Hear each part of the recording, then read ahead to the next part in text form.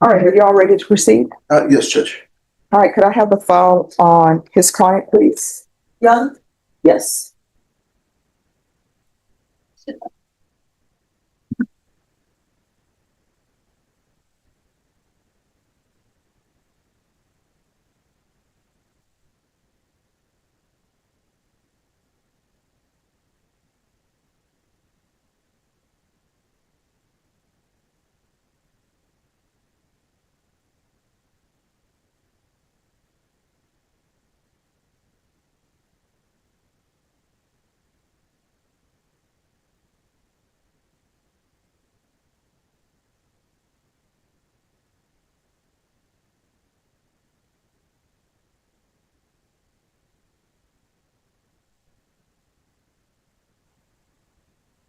All right, so before we go on the record, my understanding is that with Judge Angeline, he had entered pleas of truth, That's correct, Judge. and then he was to come back for the outcome of something. Of a UA. And so he had some food poisoning that day. He'd gone to let's get the record. Okay, Okay, we can do that. Like, All right. it's a little bit of procedural. I was just trying to figure out. Yeah, there's a story. Okay. All right, the court is calling 2022 CR 1449W State versus Austin Young. Can I have parties announced for the record for the state? Lauren Espinoza. Defense? Louis Martinez on behalf of Mr. Young. And are you Mr. Young? Yes, ma'am. All right, on September, I think this is September 11th, you Yes, entered a ma'am. plea of true to violations 2, 2, and 2. And there was no sentencing on the plea. Off the record, your attorney informed me that you were requested to do a UA or something. A UA, Yes. the 11th. All right, you may proceed to counsel. Okay, so Judge, just procedurally.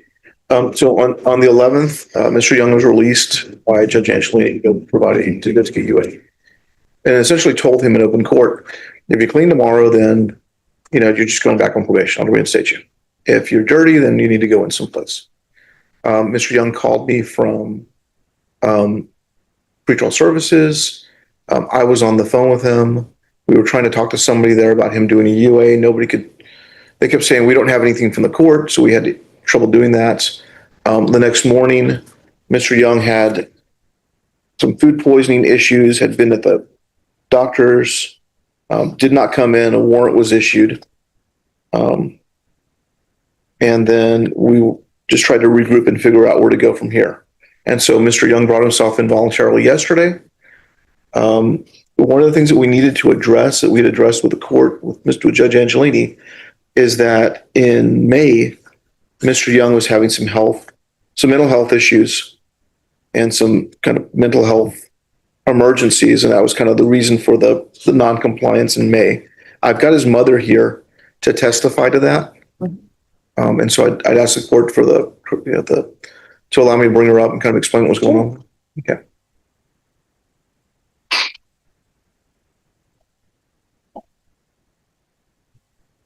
Oh, you just step over there. Yeah. Can you raise your right hand, please? Do you solemnly swear or affirm the testimony you give will be the truth and nothing but the truth, so help you God? I do. All right, you can lower your hand, state your name for the record. Wendy Scholimer. All right, and can you spell your last name for the court reporter? SCHORLEMER. All right, defense, you may proceed. Ms. Schuller, obviously you're Austin's mother. Mm-hmm. Can you explain to the court what was going on with him mentally in May and what our issues were?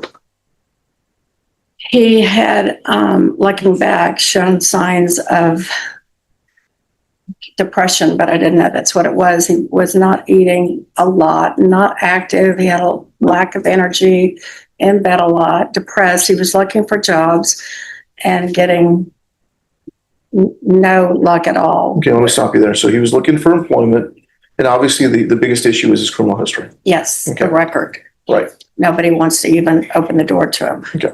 And what effect were you seeing on him mentally? He, looking back, was completely withdrawing and kind of having a mental breakdown. What kind of signs did you see of him having a mental breakdown? withdrawn from everybody. Well, did you seek out any kind of medical help from at the time? Yes. And what kind of mental help did you seek out for him? I took him Sunday.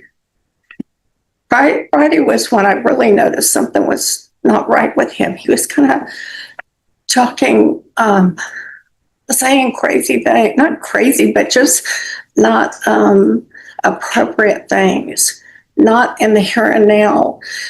And so on Sunday, he was not sleeping either, not eating, not sleeping. So on Sunday night, I ran him up to a little local ER, Methodist ER in our neighborhood. Okay. And they did a history, and not a physical, but just talked to him, this cool doctor from Austin, and said, well, maybe you just need to get some sleep. And I was very shocked at the lack of care or concern, but of course I'm his mother. So he said, well, let me give you something to sleep. So he gave him one Ativan. And by the time we got to the car, he was relaxed, and he slept that night. Yeah. Monday morning, he woke up and became very agitated and talking out of his mind and not eating and just not himself. So then that went on Monday. Monday, we came down to see you. Yes. Because I knew he had court Tuesday, and I knew he couldn't do it. He wasn't sleeping. He couldn't get dressed. He was a mess. So Tuesday, I took him back. I went to a Stone Oak Methodist Hospital ER. Okay. And we waited for hours. And kind of the same thing, a little bit more concerned, but not much. And we sat in a room for hours, and the doctor did do some blood work. No blood work, did a urinalysis. And then they gave him something, and it made him much worse, much more agitated. At that time, they called in a Bexar County, I guess, policeman or sheriff. I'm not sure who he was, but he was very kind. And he talked to Austin and said, they don't have the facilities here. They don't treat psychiatric patients, but we can just take you in the ER and the ambulance straight over to Methodist Specialty where they can help you. Okay, and let me stop you. And so was he taken over to Methodist Specialty? No. Okay.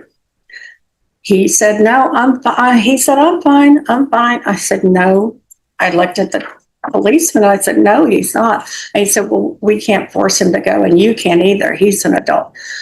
So they gave him something, made him, I said, he's got to have something to sleep. I can't take him home. He's pacing the floors 24/7. So they gave him one more Ativan. And I said, could you please write him a prescription for just 2 or 3 until we can get to see a doctor? And she said, no, you have to go to Methodist Specialty. We are not a psychiatric hospital. Okay, let me stop you there. And it's kind of subsequent to that is when we started coming to court, and we've had these, the issues with the warrant, those sorts of things. Yes. Okay. Yes. And then And so, that's, you have to come. okay.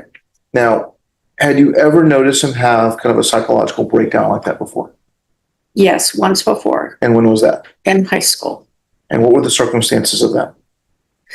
He was having a very difficult time getting through a math class that was required for graduation. He had lots of learning disabilities, and he was being bullied, and all of a sudden just stopped eating, wouldn't go to school, completely shut down. Okay. And the situation seems to be kind of consistent with that. Yes, but the pediatrician at that point helped us and gave us something to get him through it. And with the principal's help and the special education department's help, we were able to get him out of the high school and into a alternative school to finish his requirements to graduate early. Okay.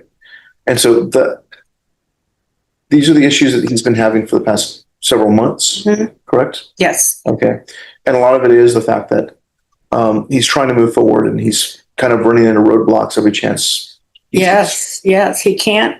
He's getting through his probation pretty well in his recovery program, but he can't be a productive young man. He cannot get a job.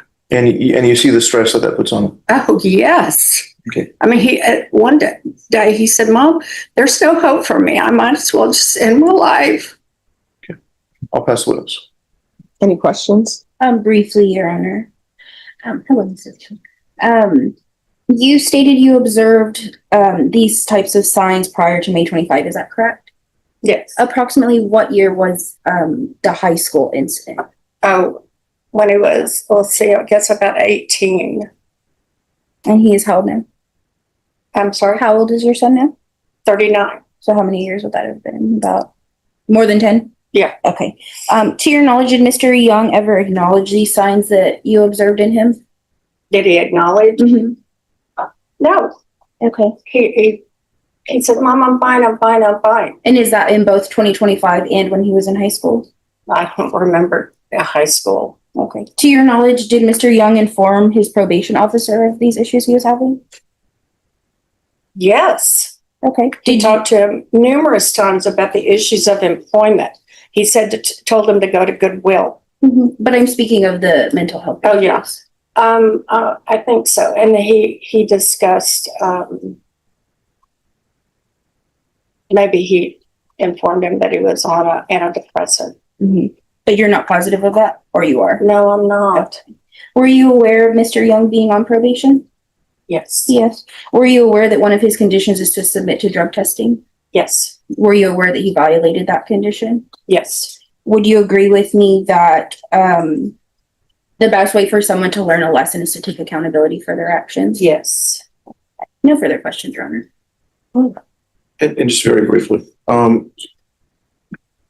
Austin still is on a alcohol monitoring device, correct? Yes. And he's on probation for DWI. He does not drive anymore. No, does not have a car and does not drive anywhere. Okay, so he gets rides or Ubers or walks. Me. Uh-huh. Right. Me. Okay. And so, to the best of your knowledge, he is not picking up new offenses, correct? No. And to the best of your knowledge, he's reporting to probation. Yes. I know that he missed one time on a Thursday afternoon. Yes, ma'am. I'll pass the witness. All right. Thank you so much for coming down. Thank you.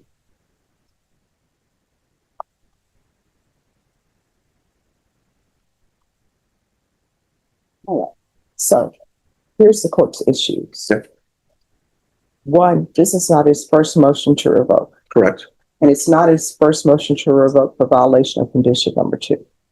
And it seems every time there is an issue with probation or there is a potential revocation, he doesn't show for court. And something else has popped up where he can't show. And it appears that his issues are the consequences. So I don't know if there's a reason to continue him on probation, because I don't know if there's anything that we can do to help him. The judge, I'd like him to do UA today if the court would do that. I would, obviously there's some mental health issues. Obviously he's struggling, but I think the main, there's a lot of things that we ask people to do on probation. But I think the two main things we ask them to do is not break the law anymore and to report and allow themselves to be supervised. And he certainly has been doing both of those things. Our biggest issue when we get DWIs in felony court is the fact that it's not your first DWI. Mhm. By definition, it's not. And if you're willing to get 3 DWIs, then, there's an issue. And I think that the most, important thing he's done for accountability is just decide never to drive again. And that's good. That keeps the community safe. So the issue now becomes, how much work do we want to put into him, right? Because, we've got some compliance here, and I think we've got substantial compliance. But if our question is how much more help can we give him, I think that we can. I think that he benefits from the structure. I think he benefits from the supervision. I think he allows himself to be supervised. But, it's not easy to be on probation. It's not easy in this society to have a criminal history because you don't get the same chances other people do. And I'd ask the court to consider a sanction other than revocation. I'd ask the court to consider, there's a recommendation for state ISF cognitive track. Hasn't he been in He- a facility I think before? he's been to SATF before, but I mean, we're talking about some cognitive skills. And the main thing is we need to put him in a position to work. And I think if, like with most people, if he's working, we're not going to have problems with him showing up to court. We're not going to have problems with him showing up to probation. If he's working and he's productive, I think that we're going to get, if not perfect compliance, then pretty close to it. Because he's not a person who is out breaking the law more. He's not a person who is refusing to go to probation. In fact, as the court knows, he came in yesterday. He knew he had a warrant. He knew he had missed. He knew this was an issue. And it's not like he went ahead and hid out until he got picked up. He came in to take accountability, to go head on and face his actions. And we know that this court is really good about trying to craft conditions of probation that help a person be successful. And so I'm asking the court to consider that in this case. All right, state. Your Honor, the state echoes what the court sentiment that this is not the first MTR or violation of condition number 2. There is consistency in failing to take accountability. We'd ask that you'd grant the state's recommendation to revoke. Mr. Young was given opportunities to comply with probation and take full accountability, but we would urge that partial accountability is insufficient here. He was explained his conditions of probation, and he has shown that through his actions and subsequent violations and then subsequent FTAs on 9/12 and 9/23 that he's still not taking accountability for his actions. So we'd ask that you grant the revocation. All right. This is what the court is going to do. The court is going to revoke. The court will sentence you to 3 years in the prison, give you credit for any time served, 2-year license suspension. I'll request the therapeutic community. There's a $1,500 fine, time and money to run concurrent. I'll give him credit for any successful completion in inpatient treatment. Okay. And let me see.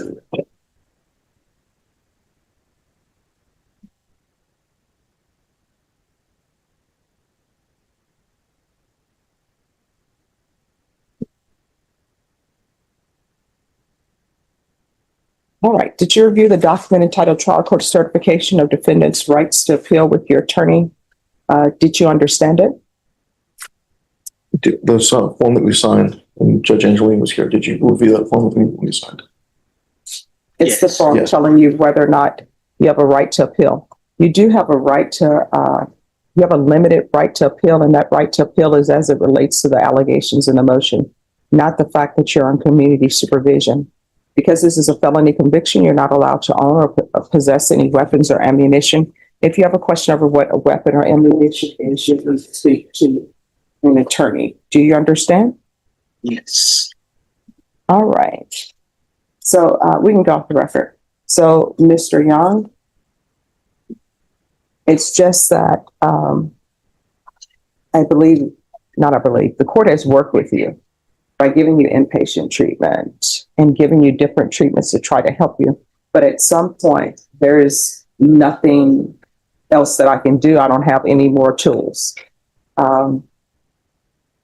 It's sad that the legislature doesn't have more to offer, but I have what I have, and that's it. So you'll receive the credit for any time that you've served, okay? Do you, Thank you. and would you allow him to say anything to the court right now? I'm sorry? Judge, would you allow him to say anything to the court right now? Sure. You want to say something, Judge? I don't know what to say, Liz. I'm shocked. I've done everything. I had finished all my probation stuff. I was just waiting for my probation to be finished. I've done all my classes, paid for fine. I had done everything. The only reason I had another MTR is that we had lost the monitor and I couldn't afford to pay the $3,500. And you gave me this So thing here's the for problem. 90 days and it's been This is over the a problem. year. This is the problem that you're not understanding. You had a violation of condition number 2 previously with the court. You pled true to it. I found it true. And I gave you conditions to address that violation. And then you come back and you have the same violations. So when you have the same violations, which were violations of condition number 2, we have nothing else. Thank you, counsel.